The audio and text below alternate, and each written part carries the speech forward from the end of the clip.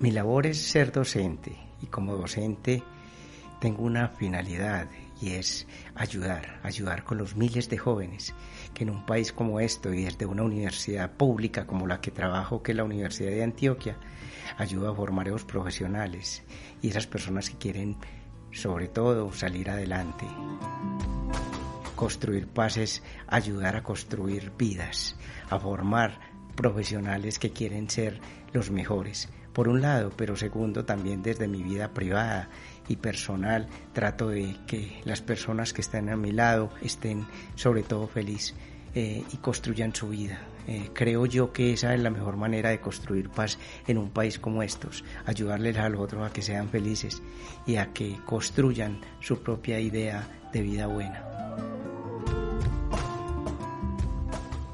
Esta es una serie de podcast producida por la Cruz Roja Colombiana, Seccional Antioquia, financiada por la Cruz Roja Colombiana. Este contenido de audio tiene como objetivo la construcción de conocimiento, movilizados por el aprendizaje y para la reflexión. El contenido es de libre distribución y no representa una posición de la Cruz Roja Colombiana, sino la postura académica e investigativa de quienes participaron en esta serie. Desde los principios de la institución no tomamos parte, somos neutrales e imparciales.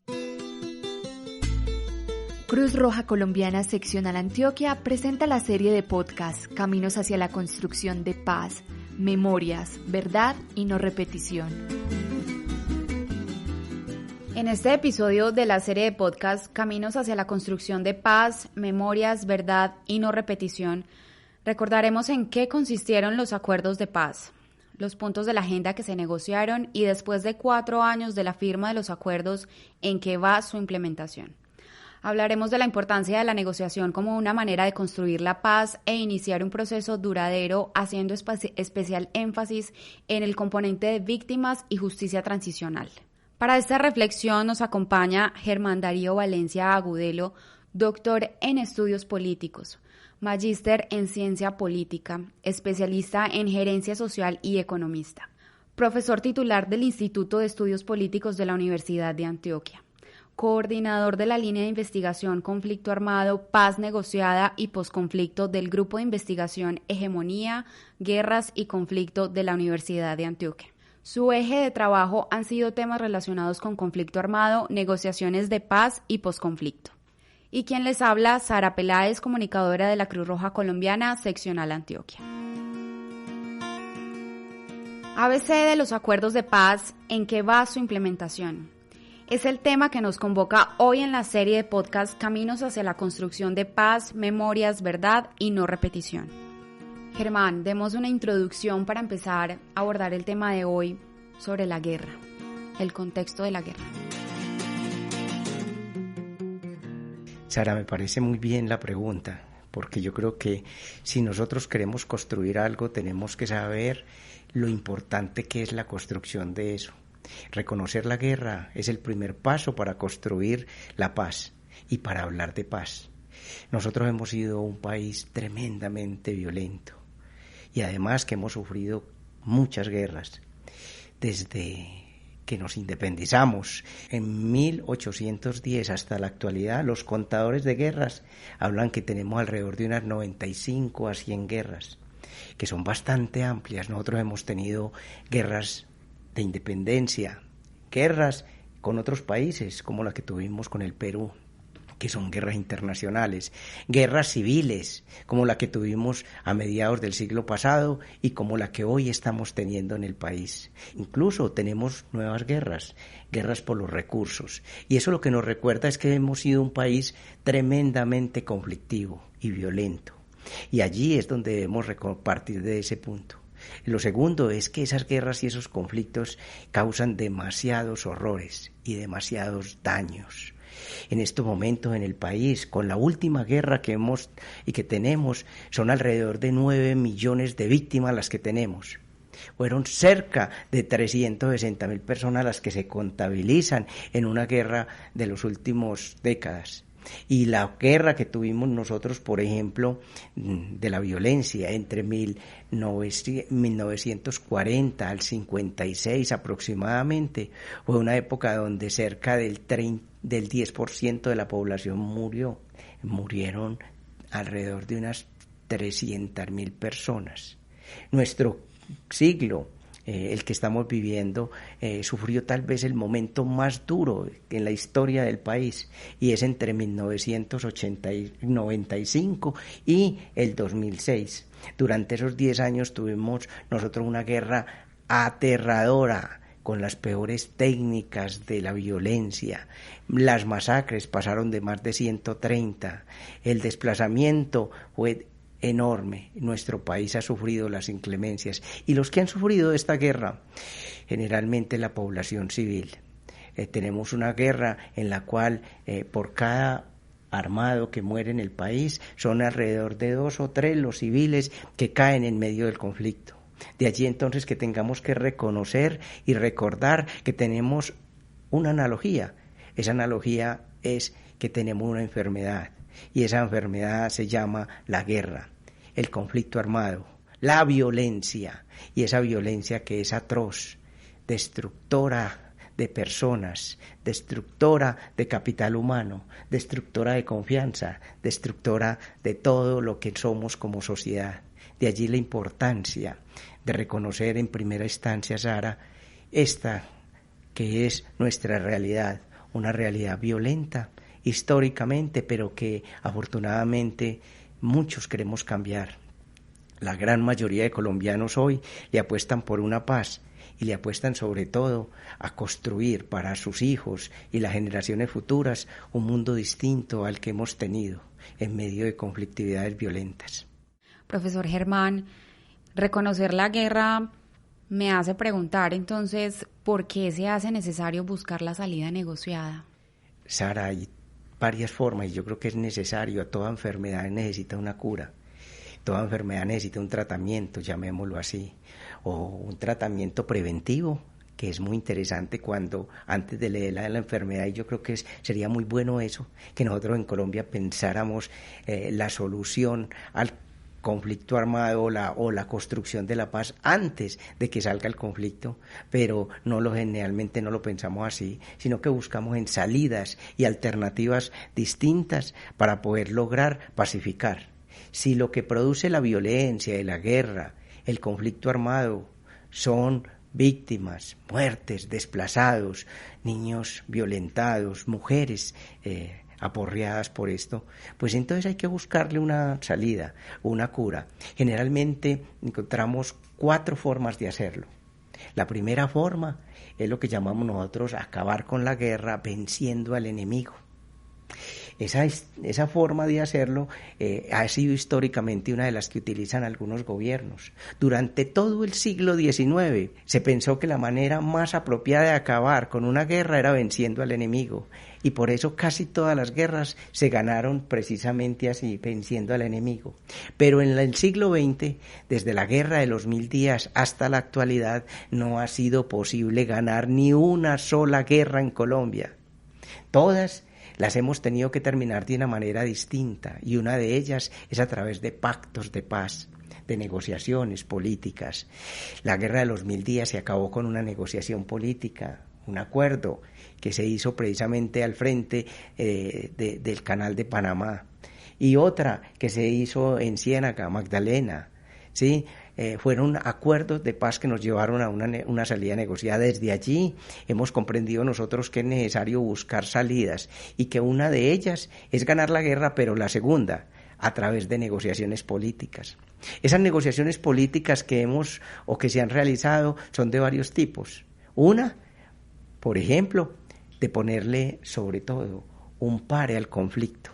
Les llamamos negociaciones de cese al fuego y hostilidades. 2, a través de finales donde se desmoviliza la agrupación armada y dejan las armas. Esa es la segunda de las formas. Y la otra, digámoslo así, es cuando se buscan transformaciones importantes en la sociedad, y cuando se están logrando, pero no se ha firmado la paz, ni se ha vencido con el enemigo, pero el que está allí, en medio de la guerra, digámoslo, no dispara. No porque hay un cese al fuego de hostilidades, sino porque existen en esos momentos, o digámoslo, una baja guerra o una guerra de baja intensidad. Son como las 4 formas que se tienen. ¿Usted nos podría hacer un recuento de los puntos que se negociaron con las FARC? Yo creo que es necesario, Sara, hablar sobre ese acuerdo tan importante que se hizo en el 2012 y que empezó en ese proceso en el 2012 y continuó hasta el 2016, que fueron una serie de puntos muy importantes que se negociaron en Colombia. Y voy a tomarme un momento para hablar sobre la historia de las negociaciones de paz en Colombia. Nosotros hemos negociado mucho la paz en el país y hemos aprendido cómo negociar. Desde 1981 hasta la actualidad hemos tenido por lo menos 56 episodios de negociaciones de la paz. Una agrupación como la que hoy se encuentra en el país, alzada en armas como el ELN, hemos negociado como mínimo unas 15 o 16 veces. Hemos tenido acercamientos y hemos tenido episodios de negociación, pero no se han logrado las negociaciones. Con la FARC se tuvo 4 procesos con este último que se tenía. Y yo creo que ahí se puede repasar un poco eso que llamamos nosotras las formas como se ha intentado negociar con las FARC. La primera negociación que se tuvo con las FARC fue en 1983 al 84 y se llamó un proceso de paz de cese al fuego de hostilidades. El gobierno nacional, en cabeza de Belisario Betancur, le propuso a la guerrilla de las FARC que si era posible firmar un cese al fuego de hostilidades. Y efectivamente, en 1984 se firmó un cese al fuego, que consistió básicamente en que las FARC no volvió ni a disparar durante un tiempo y 2, tampoco a causar hostilidades como por ejemplo los secuestros y demás. Y eso nos llevó a que en Colombia se ensayara un posconflicto. A cambio de ello el gobierno le ofreció participación política, la construcción de una organización política para que miraran si les iba bien en la vida civil y construyeron un partido político llamado la UP. También negociaron una forma de mirar la reducción del conflicto en el país. Esta misma negociación la tuvieron con el M-19, con el EPL y con otras organizaciones durante esa época. Fue un posconflicto que aparentemente en un principio fue poco violento y tuvo sus efectos, pero después, cuando empezaron con el gran muerte de los de la UP, empezó a reducirse la paz y a aumentarse la guerra en el país, que se vio incrementada enormemente con el tema que tiene que ver con el conflicto a causa de las drogas ilícitas en el país. Una segunda ocasión, dado que no hubo posibilidad entonces de mantener ese cese al fuego, fue la segunda negociación con las FARC, que se llevó en 1990-93 en Tlaxcala y en Caracas, que organizados de manera colectiva en la coordinadora guerrillera Simón Bolívar, intentaron llegar a un pacto, pero no pudo y no resultó debido precisamente a que el gobierno exigía a la guerrilla un cese al fuego de hostilidades y la guerrilla quería negociar en medio del conflicto. De esa manera se finalizó un acercamiento que se tenía por segunda ocasión con las FARC. La tercera vez que tuvimos nosotros en el país una negociación fue después de la presión tan fuerte que la sociedad civil y las organizaciones internacionales dijeran es necesario parar el conflicto más fuerte que teníamos en el país, y era en 1998, como dije ahora. En 1998 teníamos una violencia generalizada donde los civiles eran los que estaban cayendo. Por eso entonces todo el mundo salía a la calle a votar y cerca de 10 millones de personas le dijeron al gobierno que cualquiera que llegara tenía que negociar la paz. Y en esa ocasión llegó un presidente, Andrés Pastrana, y tuvo que empezar una negociación que tuvo sus fallas, pero que al menos nos alimentó la esperanza de la paz y que nos mostró que como sociedad tenemos el gran poder de decirle a nuestros gobernantes que queremos construir la paz. Y eso nos llevó a una negociación que después de 3 años falló, y falló porque no teníamos una agenda y porque no teníamos claridad frente a lograr la paz. Finalmente, después de 3 años de negociación, no fue posible eso. Y ahí sí, la pregunta que me hace, de ese tiempo, acá hemos aprendido, y hemos aprendido muchas cosas. Hemos aprendido, primero, que es necesario reconocer la guerra y el conflicto. Hemos reconocido que también, y hemos aprendido a que es necesario tener deseos de paz, porque si no hay gente que tenga deseos de paz y de negociar, no se logra. Tercero, aprendimos durante esa etapa, que es tan importante, que es necesario tener una agenda. Y cuarto, que tenemos que entregarle eso a manos que sepan negociar y gente dispuesta a hacerlo y con conocimientos. Y eso es lo que hicimos ahora. Durante 8 años, entre el 2002 y el 2010, en Colombia se intensificó la guerra. De nuevo la esperanza del presidente Álvaro Uribe, en manos de él, fue ganar la guerra, diezmar a la guerrilla y acabar esta guerra a través de acabar el enemigo. Pero no fue posible.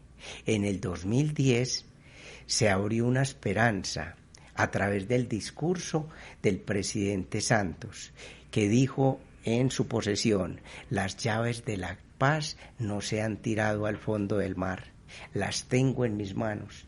Fue una propuesta directa y abrió una ventana de oportunidades para que las FARC pudiera entonces empezar con una posible salida negociada al conflicto. Respuesta que se obtuvo de manera privada y que a partir del 7 de agosto del 2010 hasta septiembre del 2012 no se tuvo noticia, sino que se manejó de manera muy privada los acercamientos entre las FARC y el gobierno colombiano. Primero en las selvas colombianas y por cartas, y posteriormente a partir del 2011 en una reunión secreta en Cuba.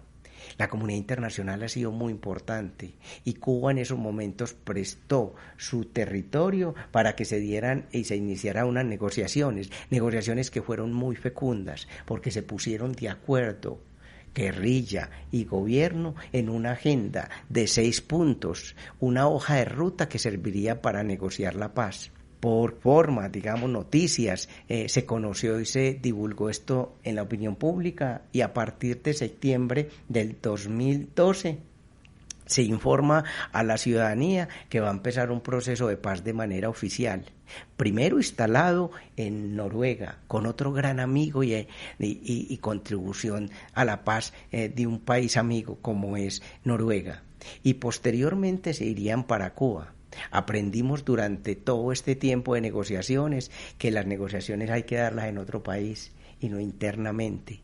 Por eso la hicieron las negociaciones en Cuba durante 4 años, desde octubre 15 del 2012 hasta noviembre 24 del 2016, se sentaron en La Habana a negociar y a discutir una agenda previamente establecida y recogieron 6 puntos. El primer punto fue muy importante porque el primer punto era el más central de los puntos. Para mí ese y el quinto punto son los más importantes. El primero de ellos es sobre el tema de la reforma rural integral, que lo llamaron ellos hacia un nuevo campo colombiano. En un principio las FARC pensaban simplemente eran en reformas políticas y de política para el sector rural y campesino, pero después afortunadamente en las negociaciones se llegó entonces a un acuerdo mucho más rico y más importante. Durante 6 meses estuvieron desde noviembre hasta aproximadamente junio y en menos de 6 meses lograron ese importantísimo punto que es la columna vertebral. Después de ello siguió el segundo punto de participación política. Recuerden, las FARC, el ELN y muchas agrupaciones que se crearon en la década de los 60 fue por un cierre del sistema político y lo que buscaba las FARC eran participación política, que los llevaran al Congreso y que les dieran opciones para poder que cambiaran sus armas por votos y eso fue precisamente lo que se negoció, que fue el segundo punto. El tercer punto que se negoció con las FARC es el que llaman el fin del conflicto, que está asociado básicamente finalmente a la dejación de armas, a la reincorporación económica, política y social, de la cual vamos a hablar enseguida, y además de la seguridad que puede dársele a los excombatientes para que hagan el tránsito a la vida civil. El cuarto elemento fue la solución al problema de drogas. Durante la década de los 70, 80 y 90 quedó muy claro que en Colombia hay un tema muy importante para el país, y es el tema que tiene que ver con las drogas ilícitas. Pues el cuarto punto que se discutió y que fue muy importante fue presentar las drogas como si fuera un problema de salud pública, y además que había que tratarlo desde el individual hasta lo colectivo, que había que trabajar el tema de la producción, pero también la intercambio o comercialización y finalmente el consumo de las drogas. Ese es un tema central. El quinto tema no tenía antecedentes en el país y fue una novedad que tiene que ver con el tema de las víctimas, y que se llevó finalmente a crear todo un sistema que es el sistema integral de verdad, de reparación, de justicia transicional, que es tan importante en el país, llamado el Acuerdo sobre las Víctimas del Conflicto.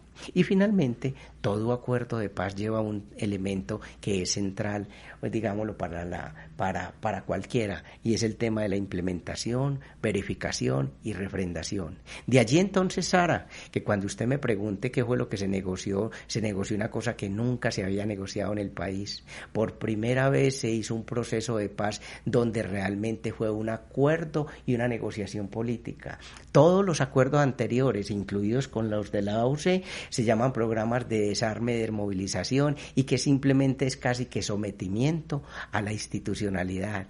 Se viene con manos abiertas, presentando el arma y diciendo: aquí estoy dispuesto a dejar el arma, y a cambio de ello denme por favor amnistía, indulto, y denme posibilidad de participar en política. Y eso fue lo que se hizo con las diversas agrupaciones, al menos con las 10 anteriores. Con las FARC se hizo por primera vez en la historia un acuerdo de paz comprensivo que va a las raíces del conflicto. Estamos hablando del tema agrario, que fue el que dio surgimiento a las FARC y a las diversas agrupaciones en Colombia. El de la participación política, por el cierre que hubo durante el Frente Nacional. El tercero es el tema de drogas, central para el país y es el gran combustible para la violencia. Y cuarto, el tema de las víctimas, que es un actor importantísimo y central en todo proceso. De allí entonces que la comunidad internacional haya resaltado de nuestro acuerdo como uno de los mejores en el mundo, como el más amplio que tenemos. Y además, como los enfoques que tienen, que son novedosos, el enfoque de género, el enfoque territorial, el étnico, no lo tenemos en ninguna parte del mundo. Y por primera vez, con sorpresa, hemos hecho un acuerdo para presentarlo como lección y como laboratorio para que el mundo mire ese buen proceso y ese buen resultado que es el acuerdo final firmado el 24 de noviembre de 2016, pero que 3 meses antes ya se había firmado en Cartagena. Estamos hablando del 26 de septiembre de 2016, donde el acuerdo se había tenido y donde, dado unas modificaciones que se pidieron porque la población así lo dijo, pues se hizo unas reformas que dan ese gran texto de 312 páginas que hoy tenemos. Profesor, usted nos hace un recuento de los puntos del acuerdo final firmado. Cuéntenos ahora lo que hemos logrado en esa implementación. Gracias, Sara. Yo creo que eso es lo importante que tenemos que hacer en estos momentos, porque la gente tiene que ver las bondades de la paz y de la firma que se tienen. Tal vez la bondad más importante, y para eso se firma un acuerdo como estos, es para el cierre del conflicto. Y quiero empezar por ahí. Durante 4 años que se ha llevado y que tenemos de este acuerdo de paz, se han logrado muchas cosas, y la primera y más importante, que es un fetiche para la gente y que realmente es una cosa importante para la paz, y es la dejación de armas y la reincorporación a la vida económica, política y social de los excombatientes. Fueron cerca de 14.000 las personas que hacían parte de esta organización armada. Las FARC se desmovilizaron en su gran totalidad, y eso es muy importante. Y cuando la ONU y cuando los organismos internacionales nos dicen que una de las cosas más buenas que se logró y más importantes fue la dejación de armas. Esa dejación de armas se hizo de una manera sin precedentes en el mundo. En el mundo generalmente una organización armada entrega entre 0.5 y 0.6 armas por hombre, es decir, por cada 2 personas se entrega un arma.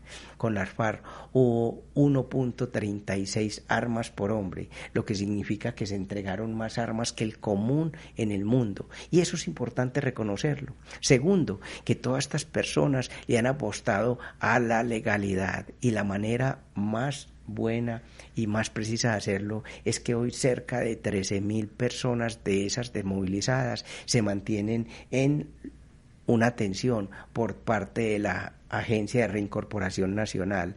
Esa Agencia de Reincorporación nos muestra las cifras y nos muestra cómo es que en Colombia estas personas le están apostando a proyectos productivos, ya sea individuales o ya sea colectivos.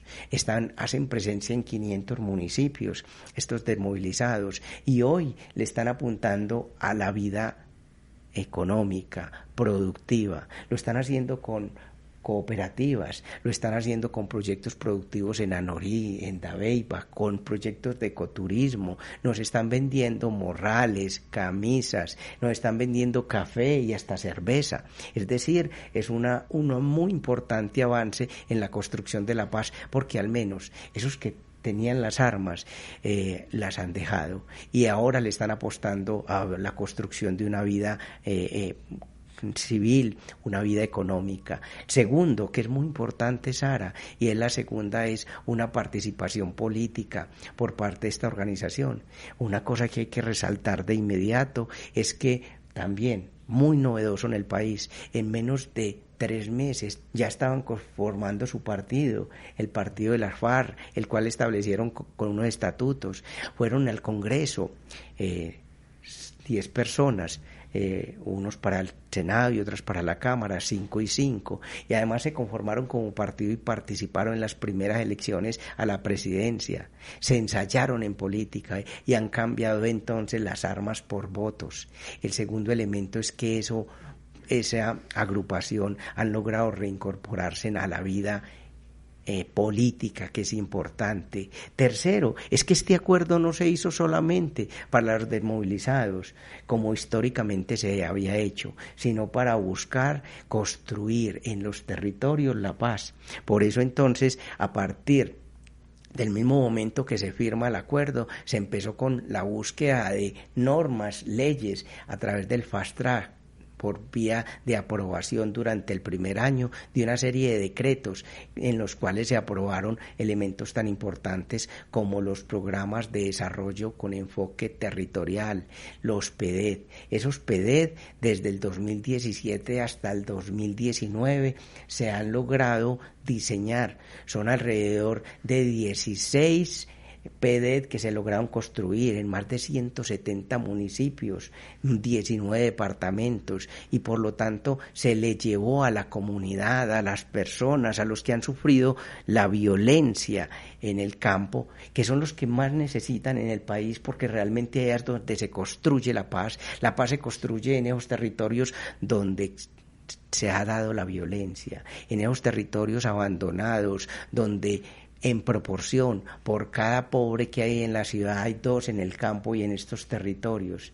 Y eso lo que nos muestra es que es allá donde debemos llevar la paz, en esos territorios que han sido, a los que le hemos dado la espalda y que han sido los más abandonados y los más violentados en el país. Y es a ellos en los que les pregunto, a través de el diseño de esos programas con 8 pilares, qué desean, y durante año y medio, 2, construyeron unos programas que dan ejemplo de participación ciudadana y de búsqueda del desarrollo y de construcción de estas comunidades, de lo que llamamos el desarrollo territorial. Y eso es muy importante, porque el país está apostándole al campo. Dijimos cuando se estaba firmando el acuerdo, que era en el posconflicto donde se iba a consultar a la población y donde iba a participar. Y yo creo que se ha logrado ese elemento muy importante que está asociado al primer punto sobre a un nuevo campo colombiano.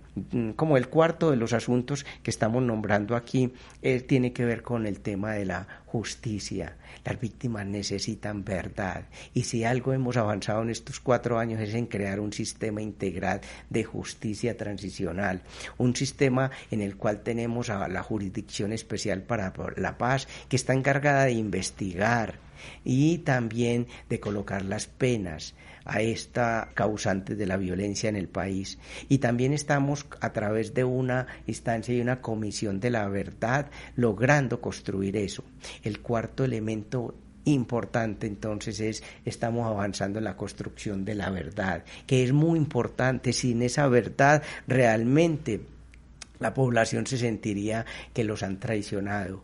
La gente necesita saber dónde se enterraron sus muertos, qué fue lo que pasó en torno a su hijo, a su desaparecido. Necesitan saber cómo fue que ocurrieron los hechos, las masacres en 50 años de horror que se han vivido. Por eso entonces se invita a los excombatientes, a los exguerrilleros a que digan la verdad, y también a la fuerza pública y a otros que han participado en esta guerra y que tienen responsabilidad por haber participado y ser parte del Estado, que son de los armados. De esa manera, en el país se ha logrado avanzar y se está logrando avanzar en estos 4 años en un tema de verdad, y esa verdad nos va a llevar a un tema de justicia, y esa justicia nos va a llevar a un tercer elemento, y es la reconciliación. Si no conocemos la verdad, si no hemos contado qué fue los horrores de la guerra, si no hemos pedido perdón y si no hemos ayudado a reparar, no es posible la reconciliación. La reconciliación es fundamental y central en este proceso para finalmente construir lo que llamamos la no repetición, que es el último elemento y más importante en esto que tenemos de los avances en la construcción y en la implementación del acuerdo final. Profesor, cuéntanos cuáles serían esos retos que nos quedan como país después de la implementación o de lo que se ha implementado. De nuevo, esta pregunta nos hace y nos ayuda siempre a hacer algo, que es balances, lo que hemos logrado, como hemos dicho y acabamos de decir, pero sobre todo saber que tenemos retos de ahora en adelante. Este acuerdo comprensivo no se implementa de la noche a la mañana, va a llevar como mínimo 20 años. Para eso han creado una institucionalidad que nos está apoyando. La mera JEP, la Jurisdicción Especial para la Paz, tiene una vigencia de 15 años y puede extenderse por 5 años más. También vamos a tener nosotros una implementación de los PEDED a 12 a 15 años. Y también los PENIS y cada uno de estos programas que están llenos, el acuerdo final de metas y de cosas por construir. Unas cosas se hacen en el corto plazo, como las que hemos visto hasta el momento, la dejación de las armas, la reincorporación a la vida económica, política y social. La manera como estamos tratando de construir la verdad son cosas que necesitan de manera urgente atenderse, pero hay otras cosas que se hacen en el mediano y hay otras en el largo plazo. Y es muy importante reconocer que gran parte de las cosas que hay en el acuerdo no se han realizado hasta el momento. El Instituto CROC, que es el instituto encargado para hacer seguimiento a la implementación del acuerdo, nos habla que aproximadamente el 25% de ese acuerdo se ha cumplido de manera completa y el resto de aspectos se han tocado parcialmente y otros ni siquiera se ha logrado empezar. Por eso es importante que como colombianos que vamos a tener una implementación de esto en el largo plazo, nos demos cuenta precisamente de nuestras responsabilidades, no terminan ahora. Pero eso sí, con lo que le decía ahora Sara, y es que hemos logrado avanzar bastante, pero en este tiempo nos hemos dado cuenta de que hay grandes problemas y que no los habíamos considerado o tenido muy en cuenta. Le voy a decir que el gran y el primer reto más importante nos lo está presentando el momento actual. Y el momento actual nos está mostrando a nosotros que es esto lo que le debemos colocar cuidado. ¿Y qué es? El asesinato de 250 firmantes de la paz que llevamos aproximadamente, más 2, la muerte de alrededor de 1.000 líderes y lideresas asesinados en estos 4 años, ¿sí? Más 16.000 desplazados que llevamos en este mero año de 2020. Nos está mostrando algo, y es que es necesario colocarle cuidado a la seguridad. A esos firmantes que han dejado las armas hay que protegerlos y cuidarlos, porque ellos están dispuestos a seguir en la civilidad, están dispuestos y le han apostado a una construcción de la paz y a un cambio en sus vidas.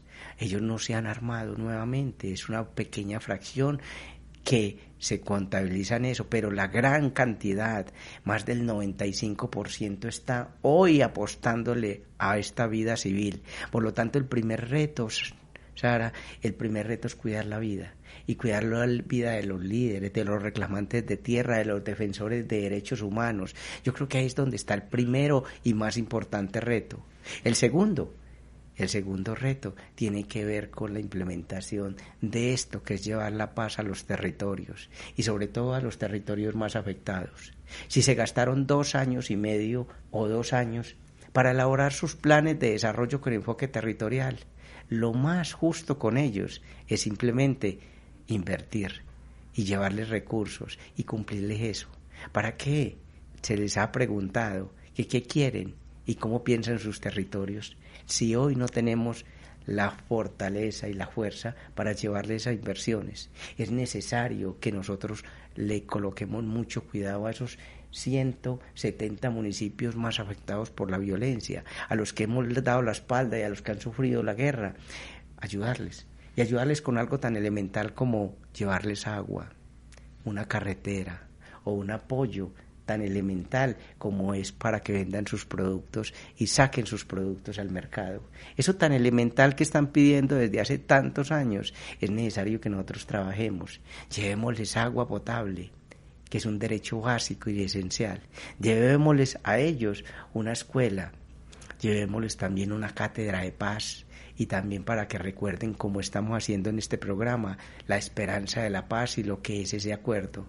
Formémoslos para ellos. Y yo creo que ese es el segundo reto importante y a corto plazo que tenemos. La cuarta o tercer elemento es el tema que tiene que ver con la justicia, con la verdad.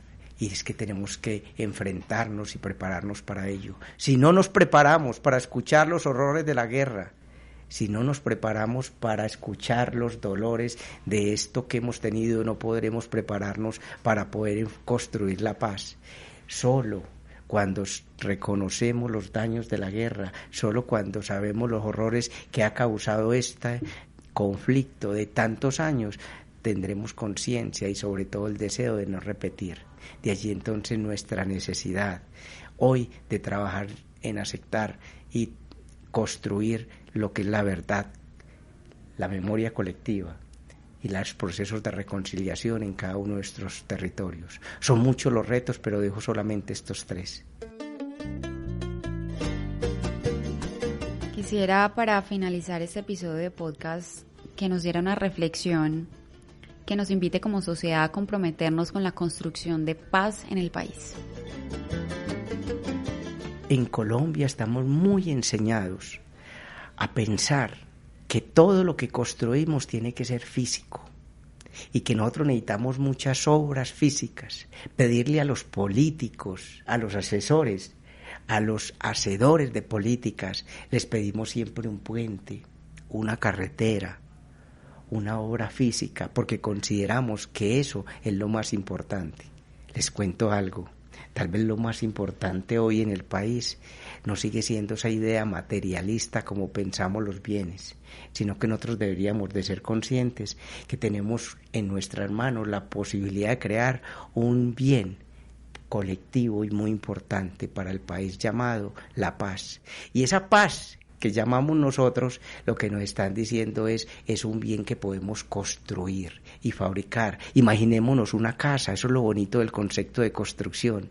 Y esa casa, imaginémonosla como la quisiéramos, Cómo quisiéramos esa casa iluminada, grande, hermosa, para poder vivir todos y vivir muy bien. Pensemos en eso, en qué casa queremos construir, que esa es nuestra Colombia. Y entonces pensemos que necesitamos trabajar y lo primero que necesitamos es un piso. Y el piso somos todos nosotros como población, como Colombia, como territorio. Y segundo, que es muy importante, pensemos entonces en echarle bases sólidas, fuertes, para que resistan no solamente un piso, sino a veces dos. Si queremos crecer más, crezcamos. Y eso es necesario, pensar también en echarle bases. Y esas bases están en gran parte en esto que llamamos el acuerdo de paz. Pero no es lo único, porque necesitamos echarle más cosas y construir más. Nuestros problemas en Colombia no se solucionan solamente con la implementación del acuerdo. Necesitamos echarle más cosas, y más cosas significan más sueños y más deseos. El tema del medio ambiente en nuestro país requiere de un cuidado y de una reforma en nuestra forma de consumir, de tratar el medio ambiente, de tratar la naturaleza, de tratar los animales. Son retos que tenemos. Nuestra agenda va más allá de un acuerdo de paz, de una negociación que se hizo con las FARC. Por eso construir nuestro edificio necesita de ingenio, de creatividad, de imaginación y de colocarle todas las ganas. Y para eso necesitamos nosotros también un esfuerzo de muchas décadas.